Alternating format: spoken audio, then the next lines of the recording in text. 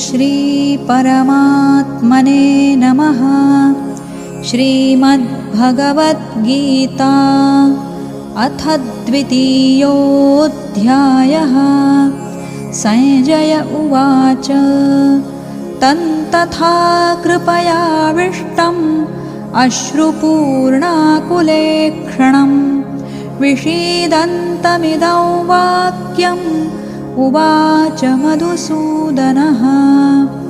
श्रीभगवानुवाच कुतस्त्वाकश्मलमिदं विषमे समुपस्थितम् अनार्यजुष्टमस्वर्ग्यम् अकीर्तिकरमर्जुन। क्लैब्यं मास्मगमः पार्थ नैतत्त्वय्युपपद्यते। क्षुद्रं हृदयदौर्बल्यं त्यक्त्वोत्तिष्ठ परन्तप। अर्जुन उवाच कथं भीष्ममहं सङ्ख्ये द्रोणै च मधुसूदन। इषुभिः प्रतियोत्स्यामि पूजार्हा वरिसूदन।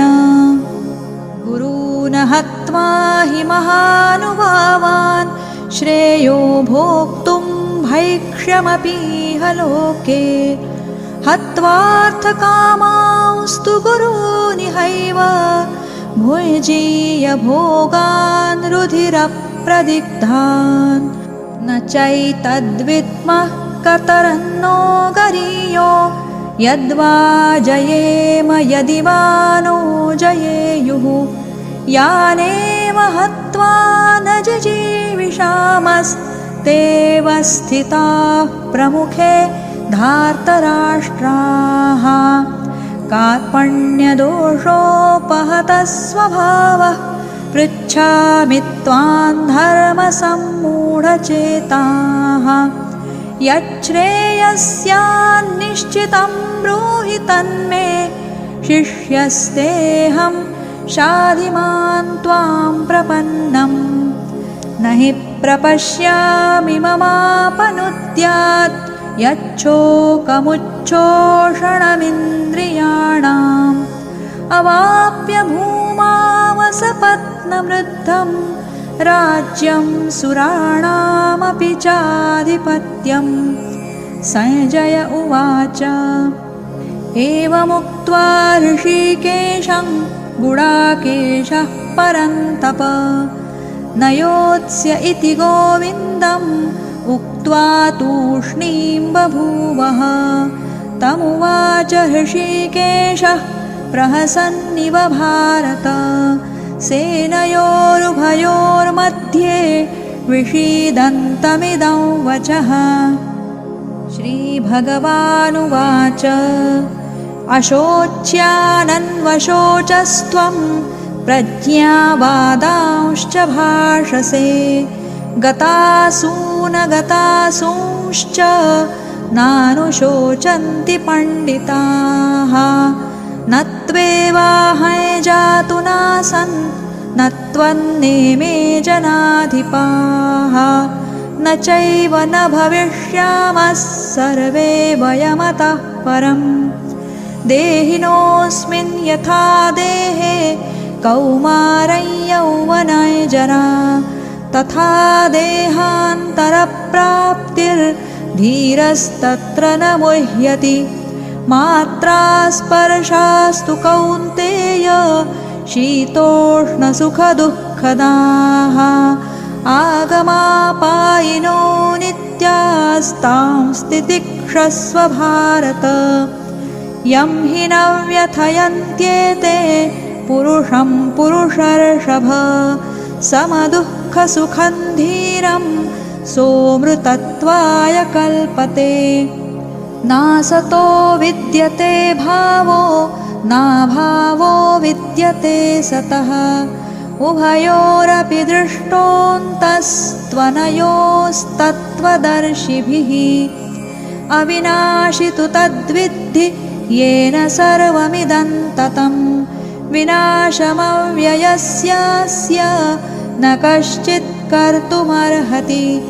अन्तवन्त इमे देहा नित्यस्योक्ता शरीरिणः अनाशिनो प्रमेयस्य तस्माद्युध्यस्व भारत य एनं वेत्ति हन्तारं यश्चैनं मन्यते हतम् उभौ तौ न विजानीतो नायं हन्ति न हन्यते न जायते म्रियते वा कदाचिन् नायं भूत्वा भविता वा न भूयः अजो नित्यः शाश्वतोऽयं पुराणो न हन्यते हन्यमाने शरीरे वेदाविनाशिनन्नित्यं य एनमजमव्ययम् कथं स पुरुषः पार्थ कङ्घातयति हन्तिकम् वासांसि जीर्णानि यथा विहाय नवानि गृह्णाति नरोपराणि तथा शरीराणि विहाय जीर्णान्यन्यानि संयाति नवानि देहि नैनं छिन्दन्ति शस्त्राणि नैनं दहति पावकः न चैनं क्लेदयन्त्यापो न शोषयति मारुतः अच्छेद्योऽयमदाह्योऽयम् अक्लेद्यो शोष्य एव च नित्यः सर्वगतस्थाणुरचलोऽयं सनातनः अव्यक्तोऽयमचिन्त्योऽयम् अविकार्योऽयमुच्यते तस्मादेवं विदित्वैनं नानुशोचितुमर्हसि अथ चैनं नित्यजातं नित्यं वा मन्यसे मृतं तथापि त्वं महाबाहो नैवं शोचितुमर्हसि जातस्य हि ध्रुवो मृत्युर्ध्रुवं जन्ममृतस्य च तस्मादपरिहार्येऽर्थे न त्वं शोचितुमर्हसि अव्यक्तादीनि भूतानि व्यक्तमध्यानि भारत अव्यक्तनिधनान्येव तत्र का परिदेवना आश्चर्यवत् पश्यति कश्चिदेनम् आश्चर्यवत् वदति तथैव चान्यः आश्चर्यवच्चैनमन्यः शृणोति श्रुत्वाप्येनं वेद न चैव कश्चित् देही नित्यमवध्योऽयं देहे सर्वस्य भारत तस्मात् सर्वाणि भूतानि न त्वं शोचितुमर्हसि स्वधर्ममपि चावेक्ष्य न विकम्पितुमर्हसि धर्म्याद्धियुद्धात् श्रेयोऽन्यत् क्षत्रियस्य न विद्यते यदृच्छया चोपपन्नं स्वर्गद्वारमपावृतं सुखिनः क्षत्रियाः पार्थ लभन्ते युद्धमीदृशम् अथ चेत्त्वमिमं धर्म्यं सङ्ग्रामं न करिष्यसि ततः स्वधर्मं कीर्तिं च हित्वा पापमवाप्स्यसि अकीर्तिं चापि भूतानि कथयिष्यन्ति ते व्ययाम् सम्भावितस्य चाकीर्तिर्मरणादतिरिच्यते भयाद्रणादुपरतं मंस्यन्ते त्वां महारथाः येषां च त्वं बहुमतो भूत्वा यास्यसि लाघवम् अवाच्यवादांश्च बहून् वदिष्यन्ति तवाहिताः निन्दन्तस्तव सामर्थ्यं ततो दुःखतरन्नु किम् अतो वा प्राप्स्यसि स्वर्गं जित्वा वा भोक्ष्यसे महीम् तस्मादुत्तिष्ठ कौन्तेय युद्धाय कृतनिश्चयः सुखदुःखे समे कृत्वा लाभालाभौ जयाजयौ ततो युद्धाय युज्यस्व नैवं पापमवाप्स्यसि एषा ते विहिता साङ्ख्ये बुद्धिर्योगे त्विमां शृणु बुद्ध्या युक्तो यया पार्थ कर्मबन्धं प्रहास्यसि नेहाभिक्रमनाशोऽस्ति प्रत्यवायो न विद्यते स्वल्पमप्यस्य धर्मस्य त्रायते महतो भयात् व्यवसायात्मिका बुद्धिरेकेह कुरु नन्दन बहुशाखाह्यनन्ताश्च बुद्धयो व्यवसायिनां यामिमां पुष्पितां वाचं प्रवदन्त्यविपश्चितः वेदवादरताः पार्थ नान्यदस्तीति वादिनः कामात्मानः स्वर्गपरा जन्मकर्मफलप्रदां क्रियाविशेषबहुलां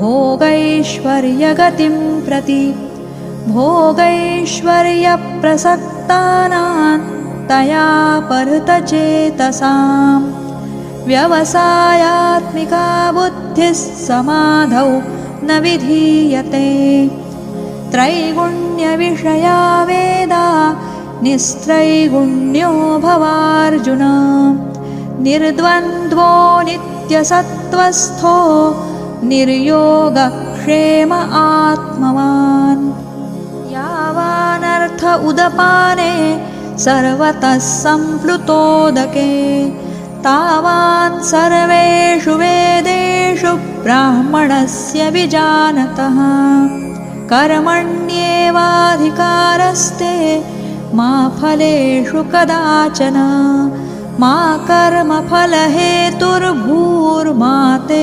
सङ्गोऽस्त्वकर्मणि योगस्थः कुरु कर्माणि सङ्गं त्यक्त्वा धनञ्जय सिद्ध्यसिद्ध्योः समो भूत्वा समत्वं योग उच्यते दूरेण ह्यवरं कर्म बुद्धियोगात् धनञ्जय बुद्धौ शरणमन्विच्छ कृपणाः फलहेतवः बुद्धियुक्तो जहातीह उभे सुकृतदुष्कृते तस्माद्योगाय युज्यस्व योगः कर्मसु कौशलम् कर्मजं बुद्धियुक्ता हि फलं त्यक्त्वा मनीषिणः जन्मबन्धविनिर्मुक्ताः पदं गच्छन्त्यनामयम्